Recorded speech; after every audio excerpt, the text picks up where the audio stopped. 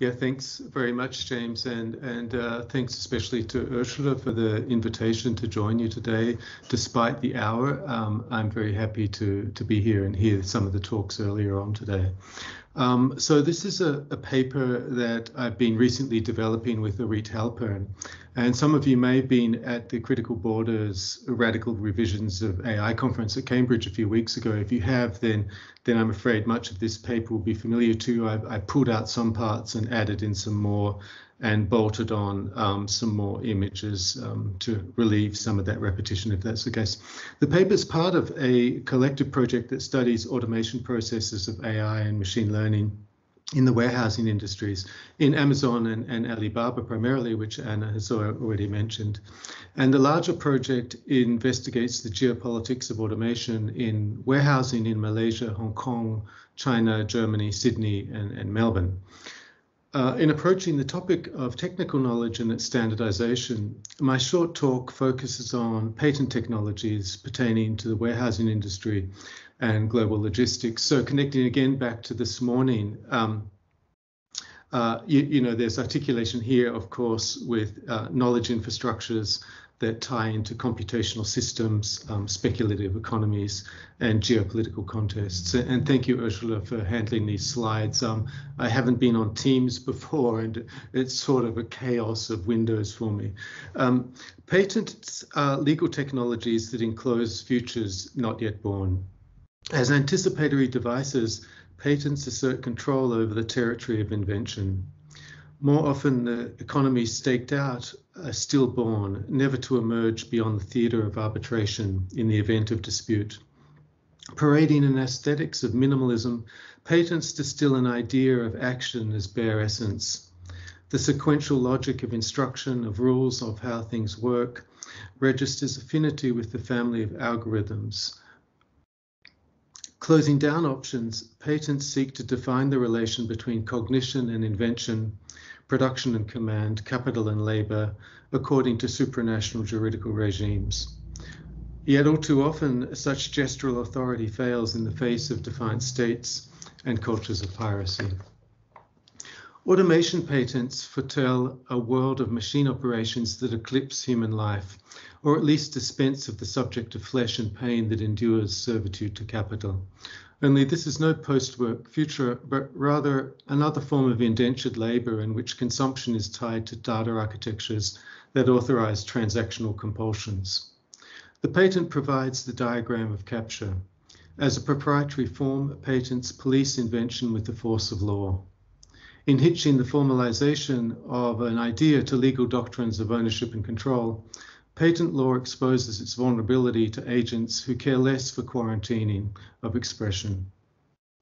Needless to say, patents provide a skeletal imaginary of how automation technologies proliferate within concentrated world historical sites invested in organizing space and time in ways congruent with the accumulation of capital and articulation of geopolitical power. Environments comprise radical new forms of governmentality, generating new epistemological grammars coextensive with their territories of operation. The logistical facility of the warehouse, for example, is at once an environment that experiments with automation technologies designed to manage storage, distribution, and labor practices. And it's also a test bed that envisions how environments might work in more expansive ways as management systems that organize, coordinate, and assign inputs and outputs in the governance of signals to produce parametric horizons that optimize the engineering of life. Patents offer a point of entry into the design of automated warehousing environments. For example, much industry reporting and academic study has been done on Kiva technologies, and the patent you see here for robotic transport devices able to move heavy stacks around warehouse settings.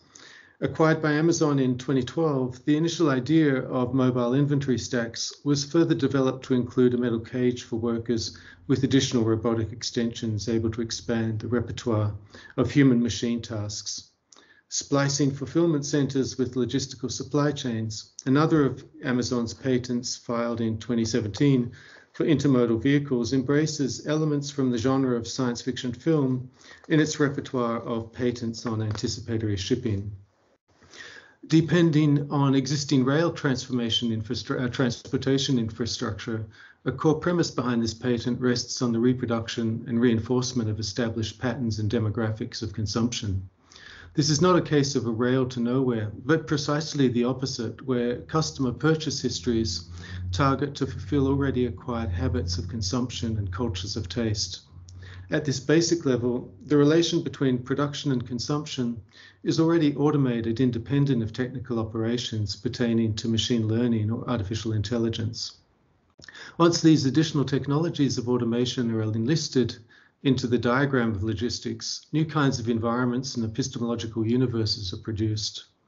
Patents of this kind also register the articulation between environment, epistemology, and geopolitics specific to the technical logics of automated worlds. But how is geopolitics automated? By technical systems, computational processes, and infrastructural components coupled with policy agendas and economic targets designed to obtain hegemony through the production of territory.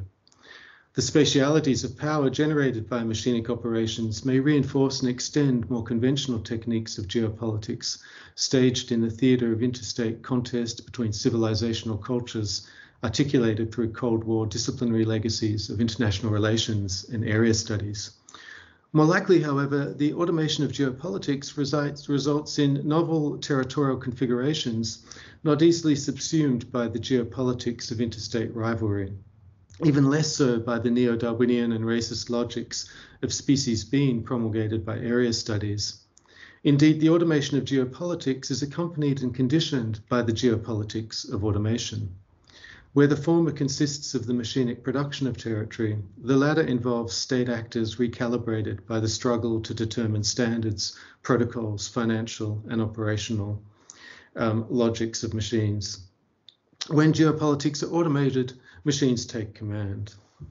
The current battle on a planetary scale between Amazon and Alibaba serves as a case in point of this transformation. The dance of artificial intelligence and machine learning technologies in warehousing facilities specific to these two state-affiliated global companies bears witness to the ways in which the geopolitics of automation exert pressure on labor in the process of accumulating revenue from the traffic and commerce. Amazon is well known for its pursuit of a business strategy of total organizational and logistical control, with vertical integration of their platform all the way from sales, storage, services, subscription, and distribution up to the last mile. Though Miriam, of course, brought this wonderfully into kind of dispute, if you like, in the diagram that she showed there.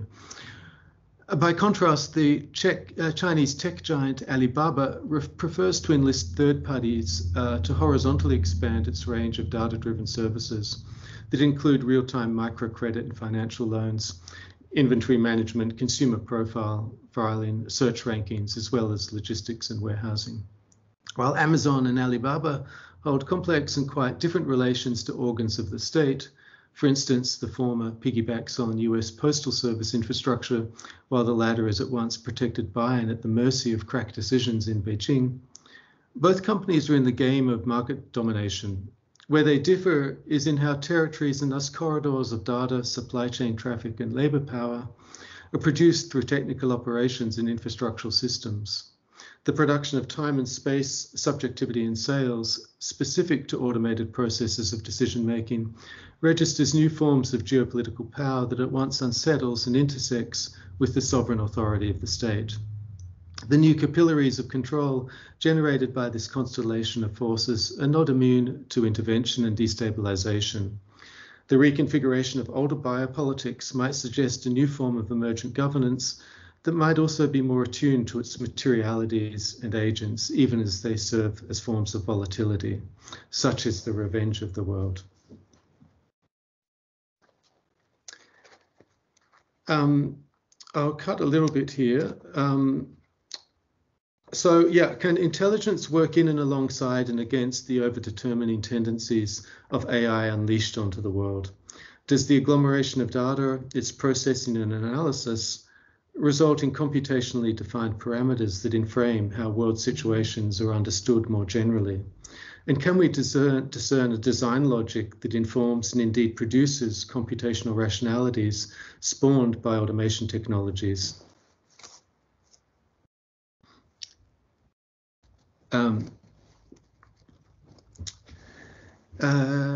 Yeah, indeed, machine learning and AI processes in the logistical facility of the warehouse registered the emergence of epistemic planes of operation that calibrate society as if it were inventory to assign, distribute, and exchange. And such would be the horror of the world as warehouse. But in a way, the warehouse works a bit like how we saw logistics in some of our previous studies, as a kind of anticipatory operation of a more general condition. Logistics, for instance, moved and integrated itself pretty rapidly into the university's environment. And so to learn about these systems as they're coming down the line is to learn of our own kind of conditions and material conditions. If the patent anticipates futurity as property filed in the present, how might patent analysis generate critical cartographies of geopolitics tied to knowledge regimes specific to machine routines? Or perhaps even suggest that we must escape the tyranny of geopolitics, a possibility that might open to new forms of political action and affiliation.